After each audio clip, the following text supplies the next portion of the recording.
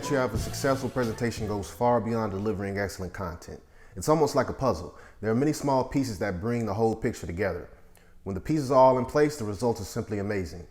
Here's a brief summary of 3 key things to remember in order to have a successful presentation. Tip number 1, arrive as early as possible. Being early is being on time. Seems so simple, right? We all have been guilty of running a little late or being extremely late. Not to mention, we all had the perfect excuse. There's so much that goes into planning and executing a conference.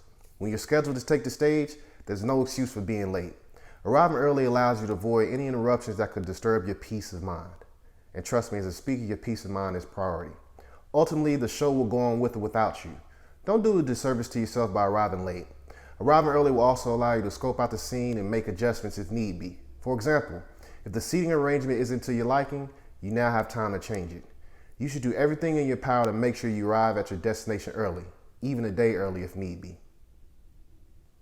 Tip number 2, presentation length and format. The majority of events or conferences have a strict policy when it comes to time parameters. Depending on the format, you may be given a certain time for speaking and a separate amount of time for questions. If you're expecting the respect for time should be a two-way street, then you may be mistaken. What do I mean? A previous speaker can run over the designated time, or the event can start late, and these things are beyond your control. If so, you may be asked to shorten the length of your presentation to get things back on track. The ultimate lesson here is that you need to be able to adapt no matter what the situation is. When you're coming up with your presentation, you need to prepare for scenarios where you can either add or shave off up to 15 minutes of content and still have a successful presentation. Making sure that you stick to the amount of time given shows respect for the establishment that has allowed you to grace their stage. On another note, you can show up, but your PowerPoint may not. We are also dependent on technology that we forget it isn't bulletproof. It's man-made. The best thing you can do is make sure everything is working properly before you present. This can be done during your rehearsal session. If there's no formal rehearsal session, then rehearse it on your own. You can never go over your PowerPoint enough before you present it to a live audience. It can be extremely difficult to anticipate if your PowerPoint presentation will work smoothly. Most of all, if for whatever reason your PowerPoint presentation fails, you need to make sure, and I mean make sure, that you are still able to present. Don't be dependent on one presentation format. The safest bet is to practice, practice, practice. Tip number 3, speaker introduction. Never leave it to the master of ceremonies or the person who is set to introduce you to come up with your introduction.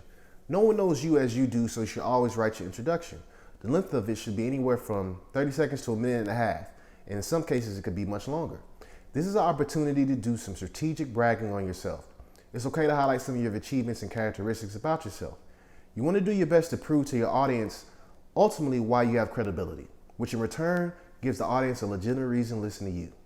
If you're speaking as part of a large conference, the chances are that the audience has heard many speakers before you, and they can have a ton of things in their mind already. What's going on at home, what needs to be completed for work tomorrow, grocery lists. Your introduction needs to ultimately prepare the audience to have all eyes on you. If you found this tip useful, please like it and share it. Comment on it as well and let me know what you think. Until next time, my name is Julian Leonard, and this tip was brought to you by the J. Leonard Group.